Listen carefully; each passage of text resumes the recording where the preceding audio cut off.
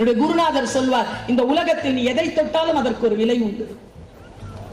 எதை தொட்டால், பிள்ளை வேண்டுமா விலை உண்டு, மனைவி வேண்டுமா விலை உண்டு, கணவன் வேண்டுமா விலை உண்டு, இந்த இடத்துக்கு வரணுமா விலை உண்டு. நீங்கள் எதை இந்த உலகத்தில் தொட்டாலும், all things are not, you cannot calculate with money. பணம் அல்ல டேக், டேக்ல இருக்கிறது பணம் அல்ல. நீ பே பண்ணாம எதுவும் உனக்கு கிடைக்காது. அது என்ன மாதிரியான விஷயங்கள் பே பண்றீங்கிறது உங்க கெபாசிட்டிக்கு ஏத்த மாதிரி. நீங்கள் சிகரம் தொட வேண்டும் என்றால் நீங்கள் எதை பே பண்ணணுமோ அதை பே பண்ணி ஆகணும். அது அறம் சார்ந்த விஷயமாக இருக்க வேண்டும் என்பதை மட்டும் மனதில் உறுதிப்படுத்திக் கொள்ளும். நான் இந்த விஷயம் சொல்லுவேன்ல, ஒரு ஐயா வந்து ரொம்ப ரொம்ப சோர்வா வந்தாராம் வீட்டுக்கு, வெளிநாட்டுல அமெரிக்கால. அவருக்கு ரொம்ப பிடித்தமான உணவு காஃபி, உருளைக்கிழங்கு மசியல், அவித்த முட்டை.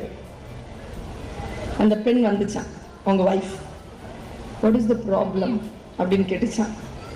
நத்திங் அப்படின்னு உட்காந்துட்டான்.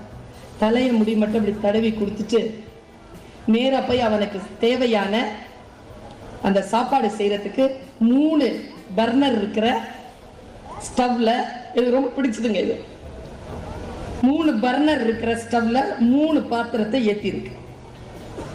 3 பாத்திரத்திலையும் தண்ணி ஊத்துச்சு. தண்ணி கொதிநிலைக்கு வந்திருக்கு. கொதிநிலை தான் சிக்கல். சரியா?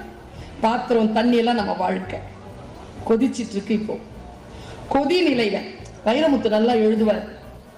அவரு வைரமுத்து பத்தி நிறைய சொல்ல, கருவாச்சி காவியம்ல சொல்வார், ஒலை கொதிக்குது, என் ஒலை கொதிக்குது, கொதிக்கட்டும். ஒலை கொதிச்சாதானே சோறு வடிக்க முடியும். கொதிக்குதுங்க. 3 பர்னர்லயும் 3 பாத்திரத்திலையும் அப்படி வெப்பம், தண்ணி கொதிக்குது. அவ என்ன பண்ணா, முட்டையை எடுத்து ஒரு கொதி தண்ணியில போட்டா, உருளைக்கிழங்கு எடுத்து ஒரு கொதி தண்ணியில போட்டா, கொஞ்சம் காஃபி எடுத்துட்டு ஒரு கொதி தண்ணியில போட்டா. 3 5 நிமிஷத்துல ரெடி ஆயிடுச்சு. பாருங்க, போட்டா உடையிற முட்டை கொதி நிலையில போட்ட உடனே டட் ஆயிடுச்சு, இறுகிடுச்சு. இறுக்கமா இருக்கிற உருளைக்கிழங்கு கொதி தண்ணியில போட்ட உடனே சாஃப்ட் ஆயிடுச்சு. இந்த காஃபி இருக்குல்ல, அது கொதி தண்ணியில போட்ட உடனே தனக்குள் இருக்கின்ற மனத்தை வெளியேற்றி அந்த காஃபியின் தன்மையை மாற்றி தன்னை விடுத்து அந்த ஃப்ரேக்ரன்ஸோட சேர்ந்த தண்ணீராக தன்னை வெளிப்படுத்திக் கொண்டார். உங்க வாழ்க்கையில நீங்க காஃபி பீனா இருக்க போறீங்களா, முட்டை மாதிரி இருக்க போறீங்களா, உருளைக்கிழங்கு மாதிரி இருக்க போறீங்களா? சூழல் நமக்கானதுதான், சாய்ஸும் நம்மளுடையதுதான். யார் எது சொன்னாலும் அது அவர்களுக்கான சொற்கள் தானே தவிர நம் வாழ்க்கைக்குள் அது வருகின்ற பொழுது நான் அதை எப்படி எதிர்கொள்கிறேன் என்பதை வைத்துத்தான்.